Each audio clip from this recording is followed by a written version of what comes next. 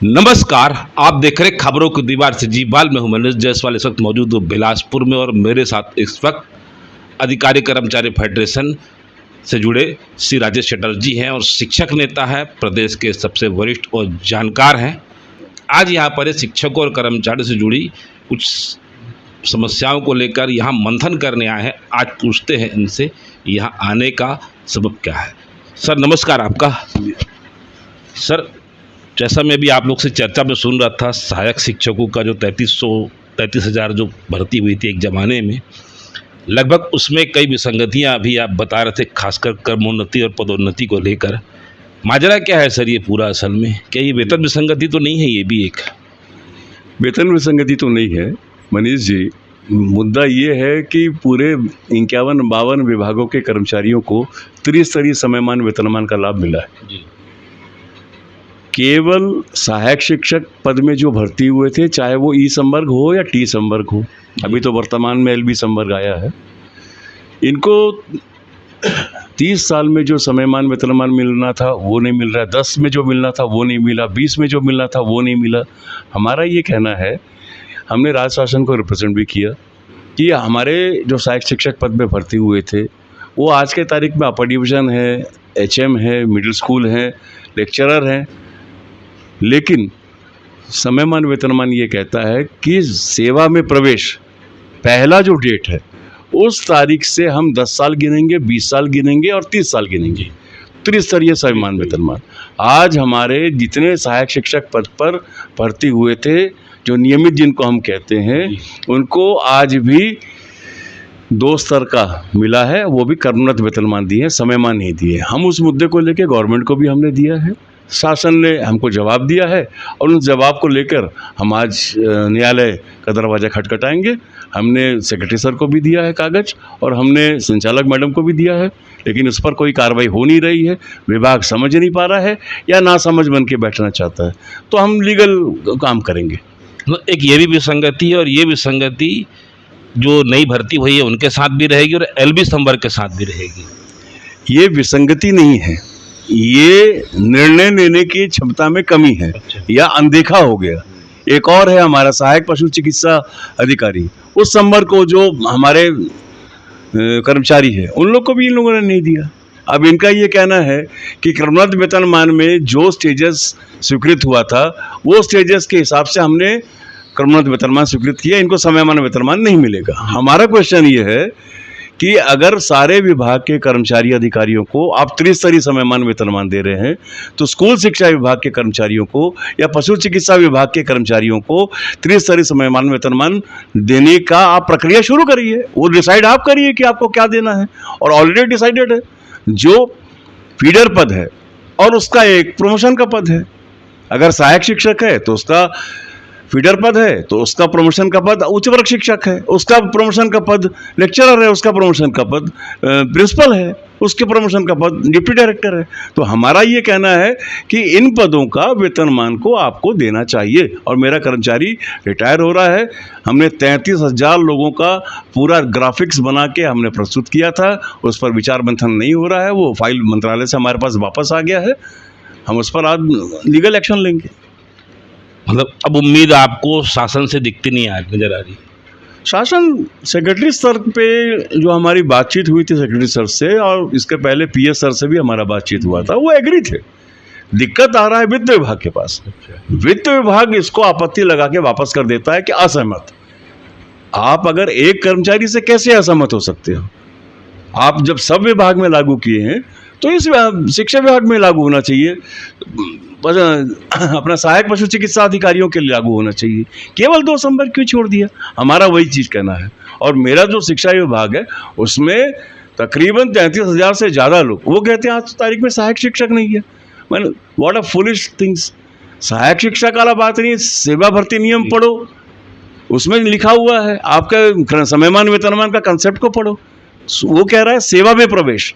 सीधी भर्ती के द्वारा जिस पद में आप प्रवेश किए थे विभाग में, उसके बाद आपका 1 प्रमोशन हुआ हो, 2 प्रमोशन हुआ हो, 3 प्रमोशन हुआ हो, लेकिन उससे कुछ बात नहीं, सीधा सीधा आपको त्रिस्तरीय समयमान वेतनमान हर विभाग के कर्मचारी को मिला। हम कहते हैं शिक्षा विभाग में भी ये लागू होना चाहिए।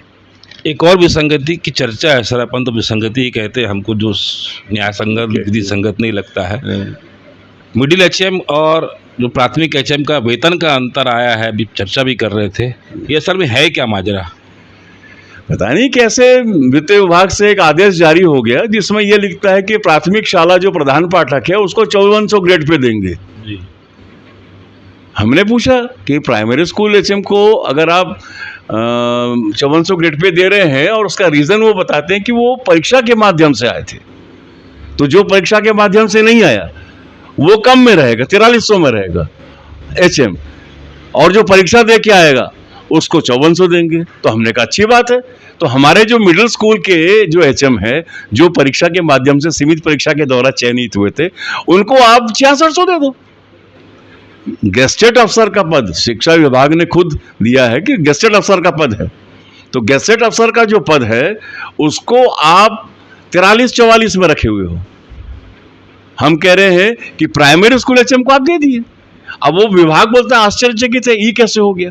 अब उनको खुद नहीं मालूम रहता, वित्त विभाग से आदेश जारी हो गया। ये दूसरा मुद्दा लेके आज हम लोग जो आए हैं वो मुद्दा यही है। तो सर ये एलबी के लिए भी लागू है, ये जो पुराने रेगुलर टीचर है उन लोग के लिए भी लागू है, और जो नई भर्ती है उन लोग के लिए भी लागू होगा क्या भविष्य में? लागू तो सारे के लिए होना चाहिए।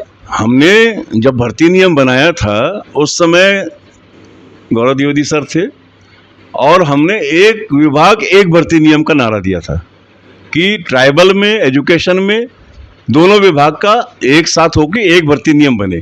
उसमें एलबी भी शामिल है, उसमें ई संवर्ग भी शामिल है। ई संवर्ग, टी संवर्ग, एलबी संवर्ग का तात्पर्य केवल इतना है कि ये चिन्हांकित हो सके कि ये ई संवर्ग का मतलब है शिक्षा विभाग का कर्मचारी है, टी संवर्ग का मतलब है ट्राइबल विभाग का कर्मचारी है, और एलबी दोनों जगह है, तो तीनों के लिए लागू होगा। सर एक और अभी जो समस्या है, अभी आपसे चर्चा हुई है, पदों को लेके है, पदोन्नति को लेके है, अभी अपन चर्चा भी कर रहे थे, तो इसको लेके आप लोग क्या सोच रहे हैं अभी? पदोन्नति के मामले को लेकर आज का जो मुद्दा है अभी, आज जिस मुद्दे को लेकर आप आए हैं, हमारा ये कहना है, मुद्दे तो हमारे बहुत है। मैं अपने साथियों से बात करना चाह रहा था, अब हम राजधानी में बैठे रहे, अब हमको लगता है कि न्यायधानी में बैठने से कुछ समाधान निकलेगा, तो हम राजधानी में आवेदन करते करते थक गए, निवेदन करते करते थक गए। अब हमने ये तय किया है कि अब हम न्यायधानी में बैठ के हर चीज़ निवेदन करते रहेंगे। पदोन्नति के लिए इन लोगों ने कमेटी बनाया। अचानक हमारे पास चिट्ठी पहुंचा कि पदोन्नति कैसे करना है, किस प्रकार करना है, भर्ती नियम बनाना है, और एक कमेटी का गठन। हमको जब कागज आया तब मालूम पड़ा कि मैं उस कमेटी का मेंबर हूँ। हमने पहले ही मीटिंग में कहा कि जो विभाग का भर्ती नियम है उस भर्ती नियम को आप प्रयोग करिए, और नीचे से लेकर पियोन से लेकर आप अधिकारी तक, संचालक तक, इसका पदोन्नति आप करिए। जो आपके पास भर्ती नियम है वो भर्ती नियम करना नहीं चाहते। हमारा ये कहना है कि आप सहायक शिक्षक से उच्च वर्ग शिक्षक बना रहे हो, एचएम बना रहे हो, आप उससे पहले ये काम करो, जो अपर डिवीजन टीचर है उसको आप लेक्चरर बनाओ, लेक्चरर को आप प्रिंसिपल बनाओ, हेडमास्टर को आप प्रिंसिपल बनाओ, एचएम प्राइमरी स्कूल को आप लेक्चरर बनाओ। तो ये पद नीचे से जब रिक्त होगा तो नीचे जो लोग काम कर रहे हैं उन कर्मचारियों को पदोन्नति का अवसर मिलेंगे। सर अभी जैसे डीए का मुद्दा है, जो फेवरेट मुद्दा है, आप लोग का संगठन काफ़ी इस मांगों को लेकर सड़क की लड़ाई भी लड़ा है, घोषणा पत्र में कहा भी गया था। आज आप लोग की क्या रणनीति और क्या कैसा लग रहा है आप लोगों को? कहीं ठगा महसूस तो नहीं कर रहे आप? अब विश्वास करना, अगर ठग जाना कहते हैं तो हुआ है। हमने भरोसा किया, हमको एकदम आश्वस्त किया गया कि हम करेंगे। हमेशा सरकारें करती रहती हैं, हमारा बहुत कोई नया मुद्दा नहीं है। डीए के बारे में मनीष जी, आज सेंटर ने 50% कर दिया। हमारे छत्तीसगढ़ के अंदर जो हमारे आईएएस अधिकारी हैं जिनका वेतन यहीं से हो रहा है उनके 50% हो गए, और तो और बात, उनको ड्यू डेट से जो एरियर्स है वो एरियर्स का लाभ भी दे दिया। तो हमारा ये कहना, हम किसी से कंपेयर नहीं कर रहे हैं, कोई तुलना नहीं। हमारा ये कहना है कि मेरा जो कर्मचारी है, जो मेरा अधिकारी है, जो छत्तीसगढ़ में काम कर रहा है, अगर उसको जुलाई 23 में 46% था तो जुलाई 23 में 46% दो, जनवरी में अगर 50% हो गया है तो 50% दो, और जितना आप देर करते हो उस ड्यू डेट से आप एरियर्स दीजिए। हमने यही तो कहा है, हमने 1 रुपया ज़्यादा नहीं मांगा, 1 रुपया हम कम नहीं मांगेंगे। पूरा सरकार का जो मिशनरी है, काम करने का जो तरीका है, वो मेरे कर्मचारी और अधिकारी संचालित कर रहे हैं। किसी भी विभाग में देख लो तो हम काम के लेंगे पूरे दाम, यही चीज़ है। 2019 से सरकारें आती रही जाती रही, लेकिन 2019 से ड्यू डेट से महंगाई भत्ता स्वीकृत नहीं हुआ। मेरे क्लास 4 के कर्मचारियों से लेकर क्लास 1 के अधिकारी जो राज्य शासन के हैं, उनको लाखों में नुकसान हुआ। उसका भरपाई कौन करेगा? और उसी का आश्वासन था, उसका आश्वासन। एरियस क्या मान के चले सर, हम लोग वित्त विभाग की स्थिति जो ऐसी लग रही है जैसा बताया जा रहा है, 2019 का एरियस हमें रास्ता बताया है, पैसा कहाँ गया? बजट में वो प्रोविजन क्रिएट किया हो गया हो। मतलब जो कहा जा रहा है सर कि बजट का समस्या है, बजट का समस्या है, ये बजट का समस्या है कि नहीं है? आप लोग को क्या लगता है? देखो, हमारे तो सब अधिकारी और कर्मचारी वित्त सेवा के कर्मचारी हैं। हमारे जो अधिकारी कर्मचारी हैं वो सब वित्त सेवा के भी हैं। जब हम लोग छत्तीसगढ़ कर्मचारी अधिकारी फेडरेशन की बात करते हैं तो हमारे पास सारे के सारे मंत्रालय के अधिकारी कर्मचारी भी हैं, संचालनालय के भी अधिकारी कर्मचारी भी हैं। हमको बजट बनाने वाला कौन है? हमारा बाबू है, क्लास 3 एम्प्लॉई है, वो सब जानता। मतलब बजट का इशू नहीं है सर? बिल्कुल बजट का इशू नहीं है, इच्छा शक्ति का इशू। इच्छा शक्ति का इशू है। बजट के प्रोविजन तुम्हारे पास, अगर कोई कर्मचारी काम कर रहा है, मनीष जी, आपका घर है, आपका कौन कौन है, किसमें किस किस मद में, किराना में कितना रुपए लगेगा, सब्जी भाजी में कितना रुपए लगेगा, दवाई में कितना रुपए लगेगा, आप बजट बनाते हैं कि नहीं? जी। राज्य शासन जब बजट बनाता है तो अपने कर्मचारियों का स्थापना व्यय कितना आएगा उसका पूरा वो बजटिंग पहले से तैयार रखता है। लाखों रुपए सरेंडर किया है सरकार ने जी। हम ये कह रहे हैं कि अगर आप एक साथ नहीं देना चाहते तो आप हमारे जीपीएफ में डाल दो, कर्मचारियों के जीपीएफ में ट्रांसफर कर दीजिए। वो पैसा तो सरकार उपयोग कर ही रही है, लेकिन अगर सरकार हमारे कर्मचारियों के हक के पैसे को रोक के और दूसरे कार्यों में लगाएगी और कहेगी हमारे पास बजट नहीं है, हम कह रहे हैं बजट नहीं है, तो फिर इतने सारे जो बंटवारे हो रहे हैं, जगह जगह आप अनुदान ग्रांट कर रहे हो, जगह जगह आप पैसे बांट रहे हो, वो कहाँ से आ रहा है? कई हजार करोड़ रुपए का जीएसटी का पैसा कहाँ गया? सब मालूम है हमको। हम चुप रहना चाहते हैं, हम चुप रहना जानते हैं, लेकिन मनीष जी, चुप रहने की एक सीमा है। अगर चुप रहने का सीमा पार होगा तो हड़ताल होगा, आंदोलन होगा। पटवारी लोग का भी हड़ताल चल रहा है, उसको अधिकारी कर्मचारी का कितना समर्थन है? हमारा कर्मचारी अधिकारी फेडरेशन का घटक संगठन है, पूरा समर्थन है। हमारे कर्मचारी अधिकारी फेडरेशन में हमने ये तय किया है, हमारे आदरणीय संयोजक जी कमल वर्मा जी और हम सब लोग बैठे थे, हमने ये तय किया है कि हर संगठन, जो हमारे 111 संगठन है, उन 111 संगठन है और भी लोग आ रहे हैं, हम ये कह रहे हैं कि हमारे फेडरेशन के जुड़े हुआ एक एक कर्मचारी संगठन अपने अपने संवर्ग के लिए हड़ताल करेगा, ये हमारा निर्णय है। सामयिक मुद्दे के ऊपर, जैसे हम डीए की बात करते हैं, हम एचआरए का बात करते हैं, ये सामयिक मुद्दा है, सबके लिए हम सब मिलकर लड़ेंगे। एचआरए का अगर आप बात करते हो, हमने माना, सरकार ने पिछले समय हमें ये कहा कि हम 6वें वेतनमान में आपको एचआरए दे रहे हैं, हम 7वें वेतनमान में देने को तैयार हैं, हम आपको 9 और 6 देंगे, आप राजी हो क्या? हमने कहा भाई 6वें से 7वें आ रहे हैं। मनीष जी, आप जानते हैं कैलकुलेशन हमारा बहुत मजबूत रहता है। हमने पहले से ही समझ गए थे कि मेरे कर्मचारियों को 3 गुना तो निश्चित होने वाला है, जो 1000 पा रहा था उसको 3000 बनेगा। हम ना नीति रहता है कि जो मिल रहा है उसको ले लो, आगे की लड़ाई लड़ो, लेकिन हमने कोई अनैतिक मांग नहीं मांगा। सेंटर में मनीष जी आज भी 9% 18% मूल वेतन का है 7वें वेतनमान में। आप हमको कितना दे रहे हो? 6% और 9%। हम ये कहते हैं कि केंद्र के समान आपको देने में क्या तकलीफ है? केंद्र के समान वेतनमान देने में आपको क्या तकलीफ है? आपकी जो भी कठिनाइयां हैं बताइए, कर्मचारी सब चीज़ सहेगा, सारा बोझ कर्मचारी सहेगा। हमारे जो बड़े अधिकारी हैं, मंत्रालय स्तर के बड़े बड़े अधिकारी हैं, उनके ऊपर कोई सहने की बात नहीं। सारा सहना जो है मेरा पियून सहेगा, सारा सहना जो है मेरा सहायक शिक्षक सहेगा, सारा सहना जो है मेरा बाबू सहेगा। सारा जो तकलीफ है वो क्लास 4, क्लास 3, क्लास 2 और क्लास 1 का अधिकारी और कर्मचारी सहेगा। ये कैसे होगा? आपको अगर बजट में ज़्यादा जा रहा है, आप स्थापना व्यय में अपना कमी करिए। जिन कर्मचारियों के बदौलत सरकार के कामकाज होते हैं उन कर्मचारियों को प्राथमिकता देना सरकार की सबसे पहली प्राथमिकता होनी चाहिए। और यही मोदी की गारंटी थी। माननीय विजय बघेल जी उसके संयोजक थे, हमें गारंटी दिया था। आज भी वो इस बात पर अड़े हुए हैं। उन्होंने मुख्यमंत्री से हमारे सामने इस बात को किया कि कर्मचारियों को मैंने कमिट किया है, मोदी की गारंटी है, इसको होना चाहिए पूरा। देखिए इंतजार कर रहे हैं विष्णुदेव साय जी का कब निर्णय साए साए हमारे कर्मचारी अधिकारियों के लिए भी आएगा, उसका वेट कर रहे हैं।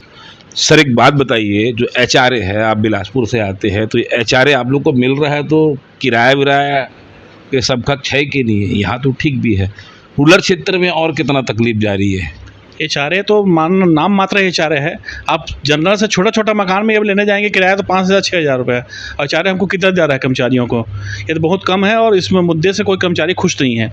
एचआरए की जो मांग हम करते आ रहे हैं शुरू से, चाहे कोई भी शासन हो, कोई भी सरकार हो, वादा करती है मगर एचआरए बढ़ाती नहीं है। जो एचआरए हमें मिल रहा है हम उससे हमें संतुष्ट नहीं है। एचआरए को हमको जो शासन का जो महंगाई है, जिस हिसाब से शासन महंगाई बढ़ा रही है, उस हिसाब हमें कर्मचारियों को एचआरए बढ़ाना चाहिए। सर जैसा देखा गया है कि जब भी सरकार ट्रांसफ़र करती है तो कर्मचारियों का ट्रांसफ़र कर देती थी, चाहे चतुर्थ श्रेणी कह रहे हैं, अधिकारी लोग का तो खैर समझ में एक बार आता है, इनका ट्रांसफ़र कर देती है। अब ये एचआरए को लेके बड़ी समस्या आती है, इसमें हर जगह सरकार के क्वार्टर्स नहीं है, नहीं, इसको लेकर आप क्या सोचते हो? मैं तो सबसे बड़ी बात ये बोलूँगा कि देखिए 51 विभाग हैं, भेदभाव केवल शिक्षा विभाग में क्यों? ई और टी का बंधन सिर्फ शिक्षा विभाग में है, बाकी विभाग में कोई भी ई टी का बाध्यता नहीं है। आप एजुकेशन से ट्राइबल से एजुकेशन नहीं आ सकते।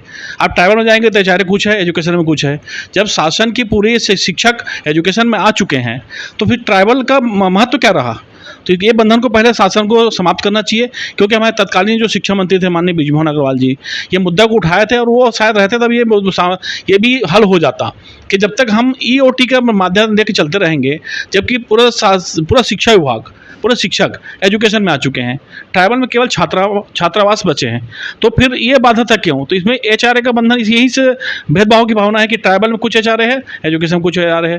तो हम शासन से यही चाहते हैं कि हमारे जो शिक्षक बंधु हैं या तो एजुकेशन में रखें या पूरा ट्राइबल कर दें, या ट्राइबल को पूरा एजुकेशन कर दे, ताकि शिक्षकों को लाभ मिल सके। कई परिवार देखें कि आप बस्तर में पढ़े हैं, इधर नहीं आ सकते क्योंकि वहाँ ट्राइबल के स्कूल है ही नहीं, वहाँ एजुकेशन के स्कूल है, यहाँ ट्राइबल स्कूल नहीं है। तो कई परिवार अभी भी प्रताड़ित है, बस्तर हो चाहे मोहला मानपुर हो, इधर पेंड्रा मारवाही कहीं भी हो, आप देख लीजिए, इसे बहुत दिक्कत में है हम। एक बहुत बड़ा मुद्दा ये भी है कि ये जो बंधन है ट्राइबल एजुकेशन का, ये समाप्त करना चाहिए, ताकि परिवार को भी और कर्मचारी को लाभ मिले। और एचआरए का मुद्दा तो खैर है ही, इससे ये बंधन हटेगा तो एचआरए का लाभ सबको भी अच्छे से मिल पाएगा। ये है शिक्षक नेता श्री राजेश चटर्जी जी, आज यहाँ बिलासपुर में न्याय की आस लेकर आए हैं। अब अनुनय विनय बहुत हो चुका है, और जैसा कि जाना जाता है कि नीति नियम के बहुत अच्छे जानकार हैं, तो जो आज इन्होंने समस्याएं बताई और जो इन्होंने मुद्दे उठाए हैं, और इन मुद्दों का हल कहीं न कहीं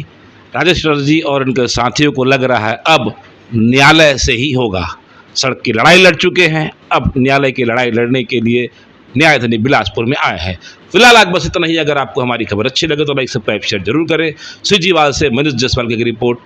धन्यवाद।